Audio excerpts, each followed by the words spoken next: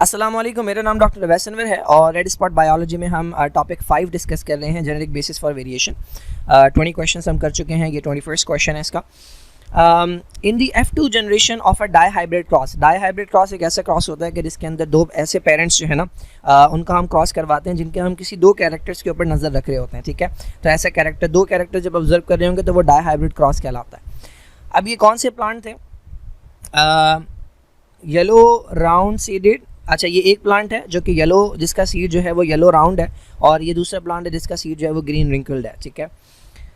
Seeded plant. 17 out of 254 P seeds were green and wrinkle. अब इसके नतीजे में, इस क्रॉस के नतीजे में जो F2 जनरेशन के अंदर जो प्लांट्स बने वो 254 थे, ठीक है। 254 में से सिर्फ 17 प्लांट्स ऐसे थे कि जिनके अंदर हमें ये वाले दो फीचर्स देखने को मिले, ग्रीन और रिंकल। बाकी जो सीड्स थे उनमें कुछ बहुत सारे प्लांट्स ऐसे थे जो येलो राउंड थे, कुछ ऐसे थे जो ग्रीन और राउंड थे, कुछ ऐसे थे जो येलो एंड रिंकल थे। अब ये सवाल पूछ रहे हैं कि इन रिजल्ट से जो है वो इंडिकेट क्या होता है। तो बहुत आसान सी बात है, ज़रा ऑप्शन देख लें। पहला ऑप्शन है क्रॉसिंग ओवर हैज़ अकर्ड। ये बिल्कुल गलत ऑप्शन है। क्रॉसिंग ओवर का यहाँ कोई रोल नहीं है, बिकॉज ये जीन्स जो है ना ये डिफरेंट क्रोमोसोम के ऊपर लगी हुई होंगी, तो क्रॉसिंग ओवर जो है ना उसका रोल नहीं है। ये बेसिकली इंडिपेंडेंट असॉर्टमेंट है। डाई हाइब्रिड क्रॉस जो है ये शो करता है आपको इंडिपेंडेंट असॉर्टमेंट, कि जो जीन्स है वो एक जो क्रोमोसोम है वो एक दूसरे से इंडिपेंडेंटली जो है ना वो गैमेट्स के अंदर मूव करते हैं। दूसरा ऑप्शन क्या है? Green and wrinkle they are both recessive character. This is the right option. बाकी देखते हैं। The alleles for green and wrinkled are link. अगर ग्रीन और रिंकल्ड की अलील्स जो है ना वो लिंक्ड होती है ना, तो आपको ग्रीन के साथ कभी भी राउंड नज़र नहीं आता और रिंकल्ड के साथ कभी भी येलो नज़र नहीं आता। हमेशा जहाँ पर आपको ग्रीन नज़र आता वहाँ पर रिंकल्ड नज़र आता, तो ये लिंक्ड नहीं है, ठीक है। The alleles for green is recessive but not the allele for wrinkled. ऐसा नहीं है, क्योंकि इन दोनों का जो वो आया है, नंबर आया है वो सेम आया है, 17 आउट ऑफ 254, और ये बहुत कम है। इसका मतलब यह है कि ये कैरेक्टर अपने आप को एक्सप्रेस नहीं कर पा रहा बहुत ज़्यादा, और वो कैरेक्टर जो कि अपने आप को बहुत ज़्यादा एक्सप्रेस नहीं कर पाता वो रिसेसिव कैरेक्टर होता है। तो इसका मतलब ग्रीन और रिंकल्ड ये दोनों जो है ना ये रिसेसिव कैरेक्टर्स हैं। जब भी इनका जो रेशो आपको याद होगा, इसके अंदर जो रेशो बनता है वो 9:3:3:1 होगा। तो येलो एंड राउंड जो है ना ये 9 आएंगे, ग्रीन एंड राउंड जो है ये 3 आएंगे, येलो एंड रिंकल जो है ये 3 आएंगे, और ग्रीन और रिंकल जो है ना ये 1 आएंगे, ठीक है। तो ये 1 का मतलब है कि ये दोनों फीचर जो हैं ये हमारे रिसेसिव हैं। Now the pie chart shows the result of a survey of the incidence of blood group, ठीक है। 4 ब्लड ग्रुप्स हैं, उनका सर्वे किया गया लोगों के अंदर ब्रिटेन में, यानी लोगों से इन्होंने रैंडमली जो है ना वो निकल के जो है वो ब्लड ग्रुप पूछा या ब्लड ग्रुप टेस्ट किया, तो इन्हें मिला क्या? 51% ऐसे थे जिनका ब्लड ग्रुप ए था, 36% ऐसे थे जिनका ब्लड ग्रुप ए था, ठीक है। 8% ऐसे जिनका ब्लड ग्रुप बी, और 5% ऐसे जिनका ब्लड ग्रुप ए बी था ना। अब ये पूछ रहे हैं कि इस डायग्राम से हमें क्या कंक्लूजन मिलता है। Number 1, only 5% individual are heterozygous for blood group allele. अच्छा, अब ये वाली कंडीशन जो है आपको पता है हेटेरोजाइगस कहलाती है। हेटेरोजाइगस का मतलब दो डिफरेंट अलील्स का होना। तो बच्चा फ़ौरन देखेगा कि 5% लिखा हुआ है और ये हेटेरोजाइगस है तो वो ये लगा देगा, जबकि ये रॉन्ग आंसर है। क्यों? उसका रीज़न ये है कि इन दो के अंदर भी आप हेटेरोजाइगस हो सकते हैं। आपको पता है जो ब्लड ग्रुप ए है वो दो कंडीशन में हो सकता है, या तो उसके पास दोनों अलील ए वाली होंगी, या उसके पास एक अलील ए वाली और एक अलील ओ वाली होगी। तो ये वाली कंडीशन हेटेरोजाइगस कहलाती है। बी के अंदर भी तो खाली 5% इंडिविजुअल हेटेरोजाइगस नहीं है, 5% ये वाले हैं, कुछ इसके अंदर होंगे कुछ इसके अंदर होंगे, तो ये गलत हो गया। Group O is the most common as it is the homozygous recessive group. देखिए, ग्रुप ओ जो है ना ये मोस्ट कॉमन नहीं हो सकता, क्योंकि होमोजाइगस रिसेसिव है, तो ये सबसे लीस्ट कॉमन होगा। यहाँ पर मोस्ट कॉमन इसलिए है क्योंकि ये इंडिपेंडेंट, ये रैंडम सर्वे है। ऐसा हो सकता है कि जिन लोगों को आपने देखा हो उनका ब्लड ग्रुप ओ, इसका मतलब ये नहीं है कि ब्लड ग्रुप ओ जो है ये मोस्ट कॉमन हो जाएगा। जो रिसेसिव फीचर्स होते हैं वो लीस्ट कॉमन होते हैं। अभी हम पीछे देख कर आ रहे हैं, जो ग्रीन और रिंकल थे वो सबसे कम आए थे, ठीक है। तो ये नहीं हो सकता। Group O is the most common because it has a selective advantage of being the universal donor. सबसे पहली बात, ग्रुप ओ जो है वो मोस्ट कॉमन है ही नहीं, ठीक है। तो ये जो है हमारे पास मोस्ट कॉमन नहीं है, ठीक है। दूसरी बात यह है कि जो अलील सिलेक्शन होती है एवोल्यूशन के अंदर, वो इंडिविजुअल के, किसी इंडिविजुअल के फ़ायदे के ऊपर होती है, ठीक है। अब मुझे बताएं कि डोनर होकर मुझे क्या फ़ायदा? मतलब मैं तो दूसरों को ब्लड ग्रुप दे सकता हूँ, ब्लड दे सकता हूँ, लेकिन मैं तो रिसीव नहीं कर सक रहा, तो ये मेरे लिए तो एडवांटेजेस नहीं है। तो जो चीज़ मेरे लिए एडवांटेजेस होगी उसका सेलेक्टिव एडवांटेज होगा। तो ग्रुप ओ अगर होना भी चाहिए तो ए बी का होगा, ए बी यूनिवर्सल एक्सेप्टर होता है, ठीक है। तो ग्रुप ओ जो है ना इसका कोई एडवांटेज नहीं है। any individual selected at random from the sample solution has 1 in 20 chance of being blood group AB। ये वाला आंसर सही है। उसका रीज़न ये है कि AB जो है ना इस पूरे में से 50% 5% है। तो 5% का मतलब क्या है, अगर आपके पास 20 पीपल हैं तो 20 पीपल को अगर हम 100% सेलेक्ट करते हैं तो इसका जो इसको अगर मैं 4 टुकड़ों में डिवाइड करूं तो वो बनेगा कितना, 100% का 25% यानी चौथा टुकड़ा बनेगा 5 लोग। ठीक है, इसके 4 टुकड़े अगर करें तो 5 × 4 20 होता है। तो ये 25% है। तो अगर इसका 5% कितना होगा, इसका 5% होगा 1%। ठीक है, इसका जो 5% होगा वो 1% होगा। तो 20 का जो 1% होता है वो 5 पीपल होते हैं। तो आउट ऑफ 20 पीपल जो है वो कोई एक शख्स जो है, आउट ऑफ 20 पीपल कोई एक शख्स ऐसा है इसमें से जिसका ब्लड ग्रुप ए बी है। तो ये सिंपल परसेंटेज का क्वेश्चन है, आप देख के बता सकते हैं। अगर आपके पास कोई भी 20 लोग हैं तो उनमें से कोई एक शख्स ऐसा होगा, क्योंकि 5% आ रहा है तो कोई 1% ऐसा, कोई एक शख्स ऐसा होगा कि जिसका ब्लड ग्रुप ए बी होगा। तो इसमें कोई लॉजिकल क्वेश्चन नहीं था, बस ये चार्ट को इंटरप्रेट करना था। Now the diagram shows the pedigree of, अच्छा ये क्वेश्चन जो है वो किसी उसमें आ चुका है पास्ट पेपर में। The pedigree of a family carrying the sex link allele for colour blindness. ठीक है, तो ये पूरा इन्होंने फैमिली ट्री दिया हुआ है। From which labelled member of his family did x inherit this disorder. अब यहाँ पे की दी हुई होती है, ये जो स्क्वायर है ना ये मेल को रिप्रेजेंट करते हैं और ये जो सर्कल है ये फीमेल को रिप्रेजेंट करते हैं। खाली स्क्वायर अगर है, खाली सर्कल अगर है यानी कलर नहीं हुआ हुआ तो वो नॉर्मल होता है, और जिसके अंदर ये लाइंस लगी हुई होती हैं इसका मतलब उसके अंदर डिजीज़ है। तो बेसिकली ये पूछ के रहे हैं कि ये जो एक्स है इसके अंदर जो है वो कलर ब्लाइंडनेस है, यानी ये एक ऐसा मेल है जो कलर ब्लाइंड है। मेल के पास XY होता है और इसके पास स्मॉल c है। तो ये पूछ रहे हैं कि इस पूरे फैमिली ट्री में से इसके अंदर ये बीमारी कहाँ से आई। मैंने जब पास पेपर में समझाया था तब भी मैंने बताया था कि बच्चा जब ये देखता है कि ये शेडेड है और ये शेडेड है तो फ़ौरन यहाँ से यहाँ पहुँच जाता है, जबकि इसको ये बीमारी यहाँ से नहीं आई थी, इसको बीमारी यहाँ कहीं से आई थी। मैं बताता हूँ कैसे। देखें, पहली बात तो ये है कि ये मेल है तो इसके पास एक X है और एक Y। किसी भी बच्चे को जो लड़के को Y जो मिलता है वो फादर से मिलता है। अब ये इसके पेरेंट्स हैं, इनमें से फादर कहाँ हैं, फादर यहाँ है, तो फादर के पास से तो Y आया है। इसका मतलब इस तरफ से तो X आया ही नहीं ना, जब इस तरफ से X नहीं आया तो ये बीमारी तो X के ऊपर लगी हुई होती है, तो इस तरफ से तो ये आया ही नहीं है, X आया इस तरफ से। ठीक है, अच्छा अब अगर आप देखें तो एक ये वाला X जो है इसके ऊपर स्मॉल c लगा हुआ है। ठीक है, अब हमें देखना है कि इसके अंदर जो दूसरा X है, चूँकि ये फीमेल है तो इसके पास 2 X है, तो वो दूसरा X कैसा है, तो क्या इसके अंदर अपने अंदर बीमारी है, इसके अपने अंदर बीमारी नहीं है। इसका मतलब इसके पास जो दूसरा X होगा वो कैपिटल C वाला होगा, यानी इसका मतलब ये कैरियर है। इसके अपने अंदर तो प्रॉब्लम नहीं है लेकिन इसके बच्चों के अंदर चांसेस है कि बीमारी हो सकती है। ठीक है, तो ये कैरियर है। अब ये चूँकि फीमेल है तो इसके पास 2 X क्रोमोसोम है, वो इसे कहाँ से मिले, वो इसके पेरेंट्स से मिले। ठीक है, अच्छा इसको लेबल नहीं किया हुआ, अगर इसको लेबल किया हुआ होता है यहाँ पे, अगर यहाँ मैं सपोज कर लो E लिख दूँ तो E आपका आंसर होता। ठीक है, लेकिन यहाँ पर लेबल नहीं किया हुआ, लेबल इन दोनों को किया हुआ है। अब इसके पास जो 2 X हैं वो एक X इसके फादर से आएगा और एक X इसकी मदर से आएगा। फादर के पास चूँकि एक X होता है, अगर इसके पास नॉर्मल X होगा तो फादर नॉर्मल है, और अगर बीमारी वाला होगा तो फादर बीमार है। यहाँ पे हमें नज़र आ रहा है मेल नॉर्मल है, यानी इसके पास जो X है वो नॉर्मल वाला है।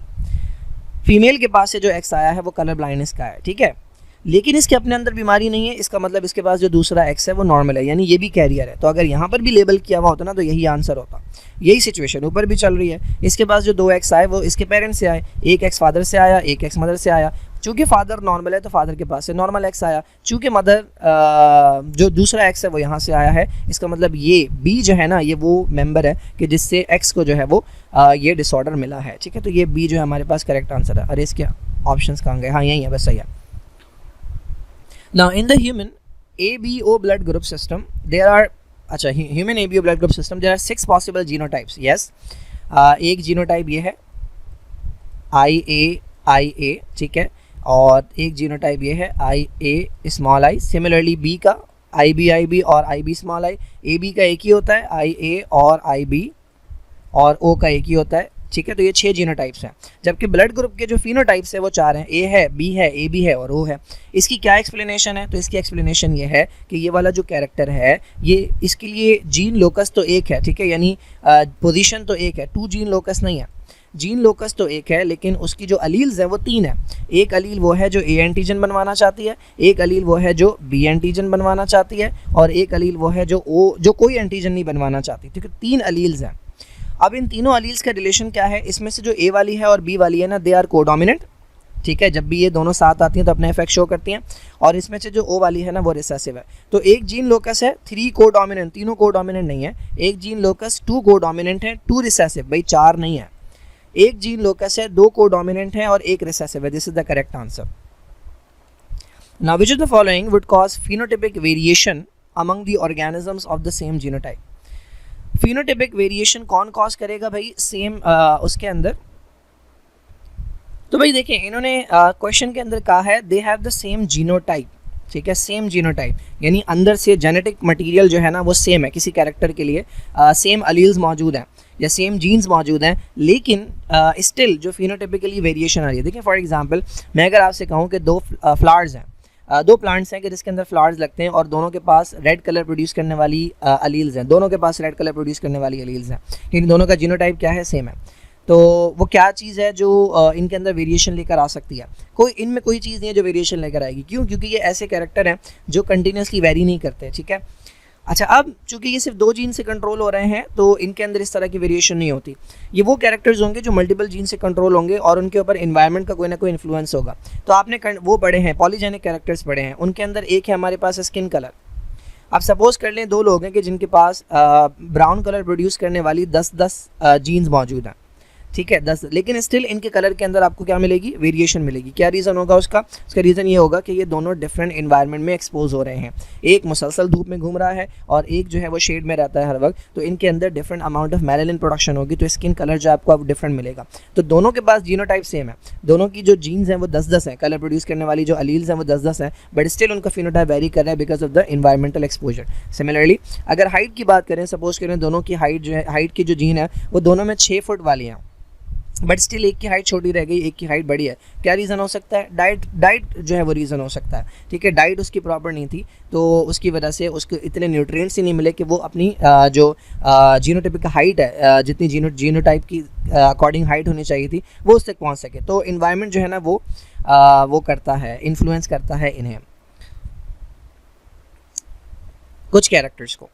Now, question number 26. In which of the following example of human inheritance is the inheritance pattern explained by multiple alleles on an autosomal chromosome? तो देखिए भाई, हमारे पास मल्टीपल अलील की जो एक ही एग्जाम्पल आपने पढ़ी है वो एबीओ ब्लड ग्रुप सिस्टम है, ठीक है। तो ये हमें पता है कि इसके अंदर 2 से ज़्यादा अलील्स होती हैं। सिस्टिक फाइब्रोसिस है, डाउन सिंड्रोम है, हीमोफीलिया, इनके अंदर सेम जीन्स होती हैं। डाउन सिंड्रोम मेनली जो आपने पढ़ा है वो क्रोमोसोमल है, लेकिन इसकी दूसरी वैराइटीज़ भी होती हैं। बट खैर, एबीओ ब्लड ग्रुप सिस्टम आपने याद रखना है कि इसके अंदर 2 से ज़्यादा अलील्स मौजूद होती हैं, दैट इज़ वाई इसे हम मल्टीपल अलीलिक कैरेक्टर कहते हैं। Now what are the phenotypes of the parents of a colour blind son and a non carrier daughter with normal colour vision? अब इन्होंने क्या किया, ये उल्टा पूछ रहे हैं, बच्चे देख के ये पूछ रहे हैं पेरेंट्स का आप वो बता दें, ठीक है, फिनोटाइप बता दें। तो बहुत आसान है।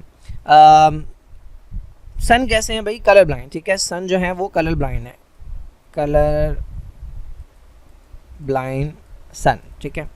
देखें, सन को देख के ना आप मदर के बारे में बता सकते हैं। अगर सारे के सारे सन, इन्होंने सब बताया सारे सन कलर ब्लाइंड है, इन्होंने ये नहीं कहा कि कुछ सन नॉर्मल भी है। जब सन कलर ब्लाइंड है ना तो मदर की एक ही कंडीशन हो सकती है, मदर होगी कलर ब्लाइंड, ठीक है, मदर होगी कलर ब्लाइंड। अब एक ही ऑप्शन दिया हुआ है कि जिसके अंदर मदर जो है ना वो कलर ब्लाइंड है। अब इसके अंदर अगर आप फादर देखें ना तो फादर भी दिया हुआ है कलर ब्लाइंड, ठीक है, लेकिन इनकी जो डॉटर्स हैं, daughters are not colour blind, daughters have normal colour vision. तो अगर ये दोनों कलर ब्लाइंड होते तो ऐसा हो नहीं सकता कि इनकी जो डॉटर हो, क्योंकि 2 एक्स आने हैं ना।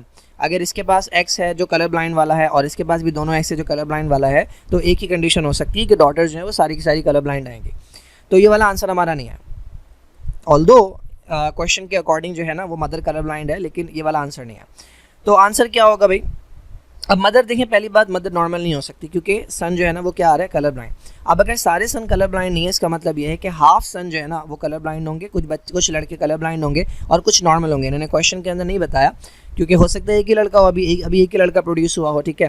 तो जब इनके और लड़के प्रोड्यूस होंगे ना, और लड़के पैदा होंगे, तो उनमें से कुछ ऐसे होंगे जो नॉर्मल वाले होंगे। जब लड़के दोनों तरह के आ रहे हों तो उसका एक ही रीज़न हो सकता है कि जो मदर है वो कैरियर होगी। तो या तो आपका आंसर बी है या आपका आंसर सी है, ठीक है। अब मदर को हमने बना दिया कैरियर, उसके पास एक कैपिटल सी है और एक स्मॉल सी है। अब हमने बात करनी है फादर की। तो देखें डॉटर्स कैसी आ रही हैं, डॉटर्स हैं नॉन कैरियर, डॉटर्स हमारे पास हैं non carrier with normal colour vision. इसका मतलब डॉटर के पास जो दोनों एक्स हैं वो कैपिटल सी वाले हैं, तो एक तो आएगा कहाँ से, एक आएगा मदर से, तो दूसरा कहाँ से आएगा, दूसरा आएगा फादर से, दोनों कैपिटल सी वाले। तो फादर का जो है जीनोटाइप वो ये है, यानी इसके पास नॉर्मल वाली अलील लगी हुई, यानी ये कलर ब्लाइंड नहीं है, ठीक है। तो मदर जो है वो कैरियर है, तो ये वाला आंसर भी हो सकता था, ये वाला भी, लेकिन यहाँ पे फादर दिया हुआ है कलर ब्लाइंड, तो ये आंसर नहीं है हमारा, फादर नॉर्मल है और मदर कैरियर है, ठीक है। Now this question, the diagram shows the inheritance of hemophilia in a family। तो इन्होंने पूरा एक पेडिग्री दिया हुआ है, ठीक है, पूरा एक चार्ट दिया हुआ है, फैमिली ट्री दिया हुआ है, और इसके अंदर इन्होंने बताया हुआ है भाई कि हीमोफीलिया से रिलेटेड है। अगेन इसके अंदर बॉक्सेस हैं और इसके अंदर सर्कल्स हैं। बॉक्स रिप्रेजेंट करेगा मेल को, खाली बॉक्स रिप्रेजेंट करेगा नॉर्मल को। सिमिलरली सर्कल में खाली रिप्रेजेंट करेगा नॉर्मल फीमेल को, और जो शेडेड है वो रिप्रेजेंट करेंगे डिजीज़ वाले को।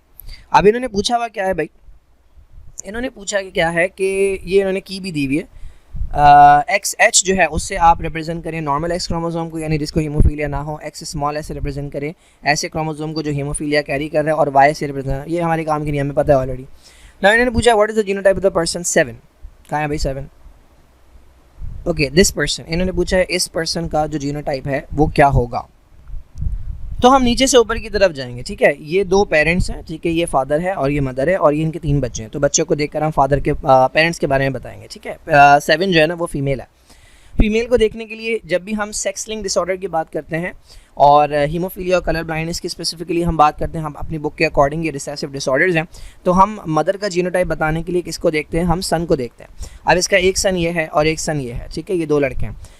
क्या सारे लड़के कलर ब्लाइंड हैं, या क्या सारे लड़के नॉर्मल हैं, या क्या हाफ और हाफ है। तो देखें एक लड़का जो है वो कलर ब्लाइंड आ रहा है, सॉरी हीमोफिलिक आ रहा है, और दूसरा पर्सन जो है वो हीमोफीलिया से नहीं है। इसका मतलब सन जो है ना वो 2 तरह के प्रोड्यूस हो रहे हैं। एक ही कंडीशन हो सकती है कि जब कोई मदर जो है ना वो 2 तरह के लड़के प्रोड्यूस करे, यानी कुछ जो है वो हीमोफीलिया वाले हों, कुछ हीमोफीलिया ना हो, यानी वो कैरियर होगी, ठीक है। यानी इसके पास एक एक्स जो है वो कैपिटल एच वाला होगा और एक एक्स जो है वो स्मॉल एच वाला होगा। तो पूरा क्वेश्चन सॉल्व करने की ज़रूरत नहीं है, इसमें नहीं दिया हुआ, इसमें नहीं दिया हुआ, इसमें नहीं दिया हुआ, ये आंसर है हमारे पास, ठीक है। This is the correct answer. ये क्या है भाई, अच्छा ये पुराना कटा हुआ है, अच्छा इसका है। Now in the F2 generation of a dihybrid cross, F2 generation of a dihybrid cross, the phenotypes occurred in the ratio of 3:1। Normally dihybrid cross के अंदर क्या आता है, 9:3:3:1, ये आता है हमारे पास। Now what does this result indicate, देखिए जब हमारे पास 9:3:3:1 आता है, इसका मतलब जो जीन्स हैं वो इंडिपेंडेंटली मूव कर रही हैं, ठीक है, उनके अंदर इंडिपेंडेंट असॉर्टमेंट हो रही है। अब यहाँ पर रेशो क्या आया, यहाँ पर रेशो 3:1 आया। फॉर एग्जांपल आपने एक प्लांट लिया था जो कि येलो और राउंड था जिसके सीड, और दूसरा लिया था जो कि ग्रीन और रिंकल था। अब जो इनके नतीजे में F2 जनरेशन में जो रेशो आया वो 3:1 आया। 3:1 का मतलब 3 ऐसे हैं और 1 ऐसा है, यानी सिर्फ पेरेंट्स के जैसे जो है ना वो बच्चे पैदा हुए हैं, उनमें वेरिएशन नहीं आई है। तो इससे हमें क्या पता लगता है भाई, पीछे हमारे पास, हाँ, इससे हमें पता लगता है कि कोई क्रॉसिंग ओवर नहीं हुई है, बल्कि ये जो जीन्स हैं ये क्या हैं, एक दूसरे के साथ लिंक्ड है।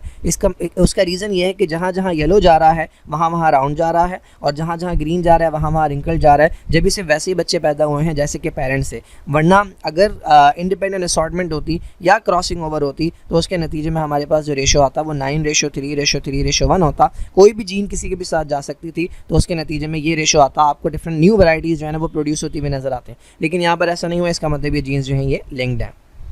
Now in birds the male is homogametic sex, ठीक है, इन्होंने बता दिया कि मेल जो है वो होमोगेमेटिक होता है। इसका मतलब मेल के पास सेम वो होते हैं, सेक्स क्रोमोसोम्स होते हैं। तो यहाँ पर इसे रिप्रेजेंट करते हैं ZZ से। और a male bird showing the recessive trait was mated with the female showing the dominant trait, ठीक है। फीमेल जो होगी वो होगी ZW की, फीमेल डिफरेंट तरह की गैमेट्स प्रोड्यूस करेगी। Characteristic govern by a pair of alleles which are sex linked, sex linked है, इसका मतलब एक सेक्स क्रोमोसोम पे ऊपर होगी। हमारे पास X और Y होता है तो X पे होती है, यहाँ पे Z और W है तो Z पर होगी, W पे नहीं होगी। Now what is the probability that the male offspring will show the dominant trait.